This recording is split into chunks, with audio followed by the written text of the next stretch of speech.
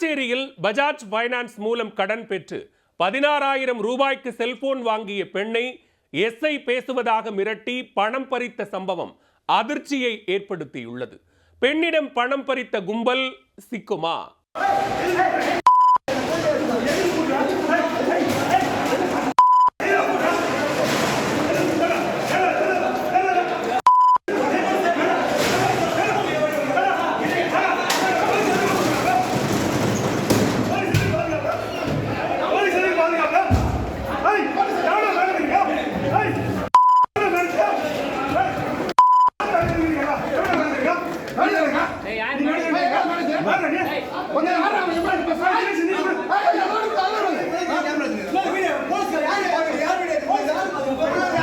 புதுச்சேரி தென்னஞ்சோலை பகுதியைச் சேர்ந்தவர் ஹேமலதா. இவர் புதுச்சேரியில் உள்ள தனியார் துணிக்கடை ஒன்றில் பணிபுரிந்து வருகிறார்.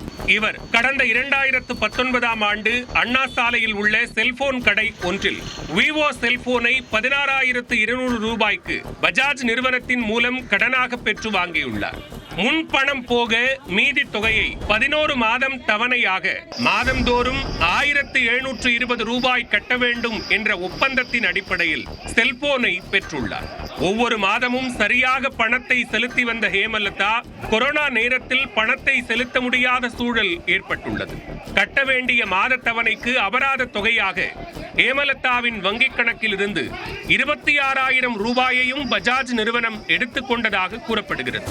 ஆனாலும் நிலுவையில் உள்ள 7 மாத தவணை தொகையை உடனடியாக கட்ட வேண்டும் எனவும் அதற்கு பிறகு NOC சான்றிதழ் பெற்றுக்கொள்ளலாம் என்றும் கூறியுள்ளனர்.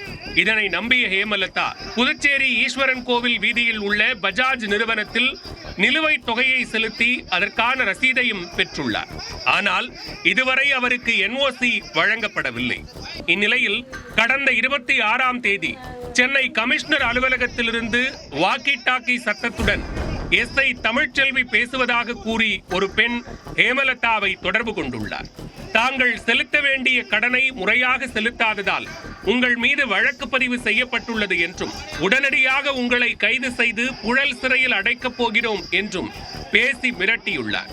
இதனால் என்ன செய்வது என்று தெரியாமல் திகைத்த ஹேமலதா உடனடியாக தொகுதியின் சட்டமன்ற உறுப்பினர் நேருவிடம் முறையிட்டுள்ளார்.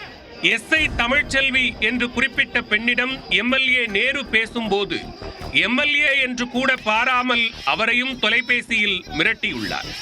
அவங்க ஒரு போன் லோன்ல எடுத்துக்கிறாங்க போல, இது பஜாஜ் ஃபைனான்ஸ்ல. அது ஏதோ அவங்களுக்கு ஒரு மணி நேரத்துல 2 மணி நேரத்துல பணம் கட்டலனாக்கா அவங்க மேல கேஸ் போட்டு உள்ள தள்ளுவோம் அப்படின்னு சொல்லிட்டு அவங்கள பாத்தீங்கன்னா பணம் கட்ட சொல்லி லைனுக்கு வரல. சரிங்களா, எனக்கு வந்திருக்கிறது அரெஸ்ட் வாரண்ட் மட்டும் தான் வந்துச்சு. ரெஸ்பான்ஸாக தான் கேஸ்ன்றதால தான் சிவில் கேஸா வந்திருக்கு. சரி, அவங்கள அரெஸ்ட் பண்றோம் போறேன்னாங்களாமா? யாரு? ஆமாங்க, அரெஸ்ட் வாரண்ட் தாங்க வந்திருக்கு. ஏன்னா சிவில் கேஸ்ன்றதால ஃபினான்ஷியல் சீட்டிங் கேஸ்ல பண்ண சொல்லிருக்காங்க. RBI கலந்து படி என்ன செக்ஷன் 138 கீழ அவங்கள சிவில்ல டிஃபால்ட்டா மென்ஷன் பண்ணப்பட்டிருக்காங்க. கொஞ்சம் டைம் கொடுங்களா, அது என்ன அவங்களாம் இதுல டைமிங் அதாரிட்டி இல்லங்க. ஏன்னா civil case central government involve ஆயிருக்கு. இதனை அடுத்து ஹேமலதா வெள்ளிக்கிழமை என்று தனது தாலியை அடமானம் வைத்து 16,000 ரூபாயை செலுத்தியுள்ளார். அதற்கு பிறகுதான் போலி பெண் எஸ்ஐ மூலம் மிரட்டப்பட்டு பணத்தை பறிகொடுத்திருப்பதை உணர்ந்துள்ளார் ஹேமலதா. மாங்கல்யத்தை அன்னைக்கு வெள்ளிக்கிழமை தான் அன்று நான் மாங்கல்யத்தை கட்டி கொண்டு போய் அடமானத்துல வச்சுட்டு போய் நான் அந்த பணத்தை நான் போய் கட்டுறதுக்கு ஆஃபீஸுக்கு போயிட்டேன். அவங்க ஆன்லைன் மூலமா தான் நான் பேமெண்ட் வாங்குவோம், ரெடி கேஷ் வாங்க மாட்டோம் அப்படின்ற மாதிரி சொல்லியிருந்தாங்க. நான் அவங்க சொன்னதுனால சரின்னு சொல்லிட்டு அவங்க மூலியமாவே அவங்க எங்களை வெளியில அனுப்பலை. எங்க அக்கௌண்ட்ல போட்டு நாங்க அதை அவங்க ஆன்லைன் பே பண்றது கூட எங்களை வெளியில அனுப்பாத காரணத்தினால அவங்களே அவங்களோட அக்கௌண்ட்ல யாரோ அக்கௌண்ட்லயே போட்டு எனக்கு இந்த மாதிரி அந்த பேமெண்ட் அவங்க எடுத்துக்கிட்டாங்க. எடுத்துக்கின பிறகு தான் தெரியும் அவங்க இது மாதிரி அவங்க ஸ்டாஃப் தான் எங்கள்கிட்ட இது மாதிரி கமிஷனர் மாதிரி பேசுறது விஷயம் எனக்கு அப்பதான் எனக்கு தெரிய வந்தது. இது குறித்து உருளையன்பேட்டை காவல் நிலையத்தில் புகார் அளித்திருக்கிறார்.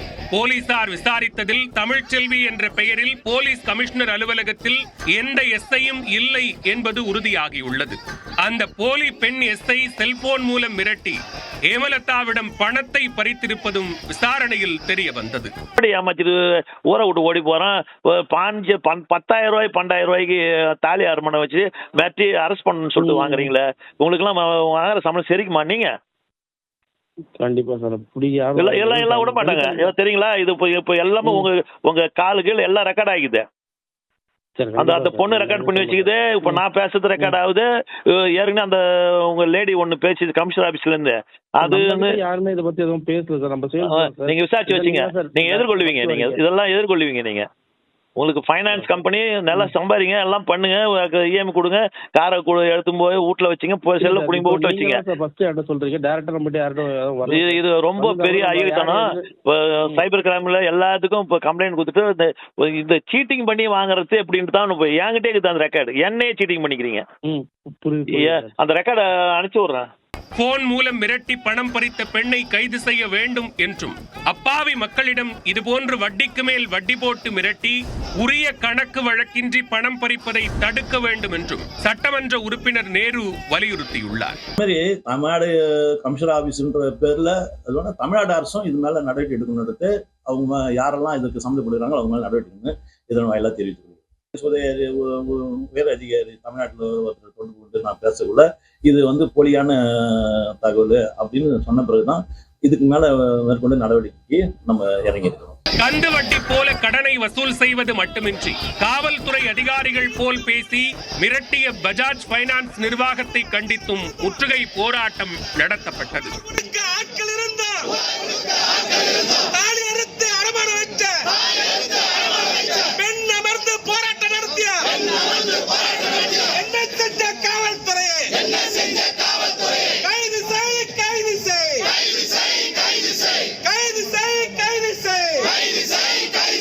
உருளையன்பேட்டை தொகுதி சட்டமன்ற உறுப்பினர் நேரு தலைமையில் சமூக அமைப்பினர் சேர்ந்து செட்டி வீதியில் உள்ள பஜாஜ் பைனான்ஸ் நிர்வாகத்தை கண்டித்து போராட்டம் நடத்தினர்.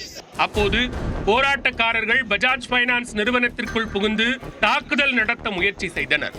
போலீசார் அவர்களை கட்டுப்படுத்தி அலுவலகத்திற்குள் இருந்து வெளியே அழைத்து வந்தனர். பஜாஜ் பைனான்ஸ் நிறுவனத்தின் இந்த செயல் புதுச்சேரி மக்களை கொந்தளிக்க வைத்திருப்பது போராட்டத்தின் மூலம் தெரிய வந்துள்ளது.